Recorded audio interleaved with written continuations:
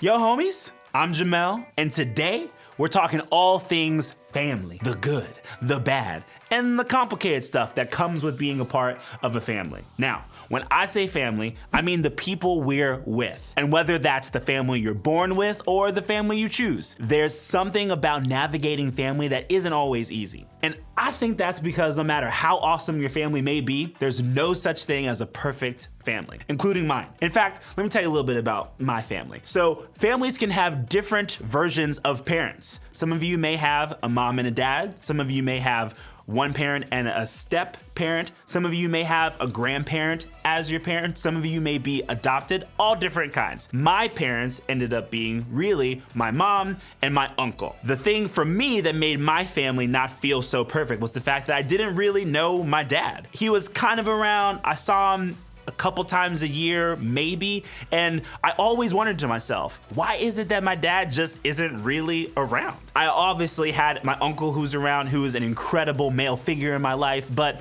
the thing that always brought me frustration about my family was that my dad wasn't really there. And then on top of that, I never really knew why. And it's something that I'm still kind of figuring out even today. And maybe you can relate because your family has had a few less than perfect moments or things about it of your own. Chances are that you have, and I think we all feel this way about our family at some point because, like we said, no family is a perfect family. And maybe there's a lot of tension in your home. The truth is there's some tension in every single family. No family is perfect. But for some families, this tension feels obvious and even extreme. You slam doors, you argue a lot, you yell. For other families, it's a quieter kind of tension. You feel the stress in the room when your family talks about money or vacations or holidays or step siblings or any number of things. Either way, that tension makes your home a stressful place to live. Or maybe you've discovered some things about people in your family that you wish that you didn't know. Secrets about relationships, affairs, legal problems, or bad decisions that have hurt people and caused problems for your family. Or maybe for you, the problem in your family comes from something really serious. Something like abuse or neglect, addiction, or abandonment. You may feel really alone in those situations, but I can promise you that you don't have to be. You have a group leader who wants to be a part of your family here at church, and they want to help you navigate the serious stuff you may be facing at home. And if that's your situation, I hope that you'll take the brave step to share with them today so that they can be helpful to you. And honestly, no matter what it is you're dealing with at home, the reality is that we're all dealing with imperfect people in imperfect families. And sometimes we might think that nothing good could ever come from an imperfect family, that God might not be able to do much in our lives because we're stuck in a family that isn't always getting it right. Well, as you'll see today, that couldn't be any further from the truth. One thing I love about the Bible is that it's made up of events that really happen in the lives of real people. Their lives weren't perfect, and a lot of their families weren't perfect either. I think we all can relate to that. There's one family in particular in the Bible whose story I think can really help us out here. It starts with a man named Abraham. God promised Abraham that he would have a big family and that God would eventually use that family in a really big way. Pretty cool, right? Abraham had a son named Isaac who had two sons named Jacob and Esau. And get ready, I got props. These are gonna be those two sons. Jacob right here, Esau right here. Say hi. You probably didn't say hi actually, but if you did, I appreciate you. These two were twins, but they were very different from each other. They looked different. They acted different. They had different interests. Just like you, if you have a twin, you know what this is like. Eventually, all their differences caused a lot of drama between the two of them. Now, here's where it gets crazy. Esau was born first, and being a firstborn was a big deal back then. For one, being the firstborn meant that Esau got the birthright. Every time I come around, you see me blang, blang. All right, so Esau got the birthright, represented by this crown. He would be in charge of the family money and property when their father died. Esau gets the crown. And the second thing being the firstborn meant was that Esau got the blessing, which we're gonna represent with cold hard cash. Ay, pretend like there's another zero in there. He'd receive the family's future wealth, and we'll put that right here a little bit. There we go. So we got birthright, we got blessing. And since this family came from Abraham, Esau's blessing also included all the promises that God had made to Abraham. Promises to make their name great, to do big things with their family, and to bless all people through this one family. Sounds great for Esau, right? Well, got Jacob over here. And as you can imagine, Jacob didn't love this situation because as the second born, he wasn't going to get the birthright or the blessing. Their mother, Rebekah, favored Jacob over Esau. So together, Jacob and his mother came up with a plan, an evil plan. That's how they laughed together when they came up with this plan. So first, Jacob convinced Esau to promise the birthright to him. And honestly, it didn't take much convincing. Esau was starving one day, so Jacob offered him some food in exchange for his birthright. Birthright to Jacob. Doesn't seem like an even trade to me, but haven't we all made some crazy decisions when we were hungry? They didn't have Snickers back then. With the birthright now his, all Jacob had to do was trick his father, Isaac, into giving the blessing to him. Because Isaac was older and toward the end of his life, his eyesight wasn't so great. When it came time to give Esau the family blessing, Jacob's mom helped disguise Jacob as Esau so that their father Isaac would give him the blessing. And you wanna know the craziest thing? This plan actually worked. Isaac gave Jacob the blessing that was promised. His hair doesn't hold the blessing as well.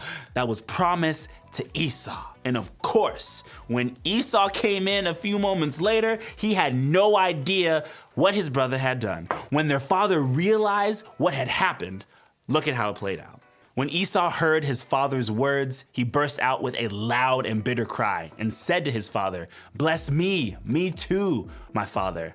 But he said, "Your brother came deceitfully and took your blessing." Esau said, "Isn't he rightly named Jacob? This is the second time he's taken advantage of me. He took my birthright and now he's taken my blessing." Then he asked, "Haven't you reserved any blessing for me?" Isaac answered Esau, "I have made him lord over you and have made all his relatives his servants, and I have sustained him with grain and new wine. So what can I possibly do for you, my son?" Esau said to his father, "Do you have only one blessing, my father? Bless me too, my father." Then Esau wept aloud. Let me tell y'all something. It only got worse from here. After some heated conversation, we find out that Esau planned to kill Jacob over this. So their mother sent Jacob away to protect him, breaking up their family completely. What's the point of this insane story? Well, it's that the story didn't stop here. Sure, this family was messy, but even in that mess, God still had an important future planned out for them. God had promised something great to Abraham, and a messed up family wasn't going to change that. Their family didn't have to be perfect for God to use them. Hundreds of years after this happened, the writer of a book of the Bible called Hebrews looked back on this story. There, the writer didn't talk about the mess or the bad choices or the pain in the family. Instead, they wrote this: "By faith, Isaac blessed Jacob and Esau in regard to their future." So you see, Isaac did eventually pass on a blessing to Esau. It wasn't the same as the original blessing that Jacob stole, but it was something. It was an act of faith. Even though there were a lot of really bad moments in their family, the very act of Isaac passing on a blessing in his family was an act of faith. It was a way of saying, I believe what God said about our family is true. I believe that God has something good for us in the future. God had a plan for this imperfect family. And even in the middle of so much pain and so many problems, they trusted God to come through. And that's what I want for each one of us, because your family doesn't have to be perfect for God to use it. Seeing how God didn't forget about a less than perfect family back then can give you hope that God will do the same for your family today. In fact, for a lot of you, the most hopeful thing about this lesson is that nobody is perfect. Our families are complicated. Sometimes we may experience frustration or tension with our families, and sometimes we may experience happiness and love. The truth is, you don't have to be perfect for God to use you, and your family members don't have to be perfect for God to use them. So, to help you as you're thinking about the imperfect family you're with, here's what I want you to try. First, choose to believe God is working. Sometimes your family will mess up, disappoint you, and get it wrong. That's because they aren't going to be perfect. Instead of getting frustrated and shutting down, what if you chose to believe that God was working in your family even when things are messy? Second, look for the good God is already doing in your family. Maybe that's a great conversation you had with your grandfather, or learning to be patient with a sibling, or feeling less tension in your home lately. No matter what it is, look for the good that God is already doing. And lastly, stay connected to your family. Sometimes it might feel easier to want to avoid our families when we're frustrated or when things get complicated, but what if instead you made the choice to stay connected to your family this week when things feel complicated and when things feel good? For some of you, I know that staying connected to your family isn't the best option. In fact, it's not an option at all, because the stuff that makes your family imperfect is more than just frustrations or annoyances. It's the kind of stuff that makes staying connected to your family simply not safe. And if that's you, I want to encourage you to connect with someone who is like family. Open up to a group leader, a teacher, a neighbor, a coach, or a trusted adult in your life who cares about you. Connect with them about what's happening in your home so that they can help you take the best next step. I know that may be scary, but those people are in your life for a purpose. They're the family you get to choose to connect with when you need some help with the family you have at home. Remember, your family doesn't have to be perfect for God to use it. I believe that's true in my family. I believe it can be true in your family too. As you head to group, hopefully it's comforting to know that you aren't the only one who has an imperfect family. What's great about your group is that you can connect with someone who knows how you feel. So I hope you'll share with your group today with all of those things in mind.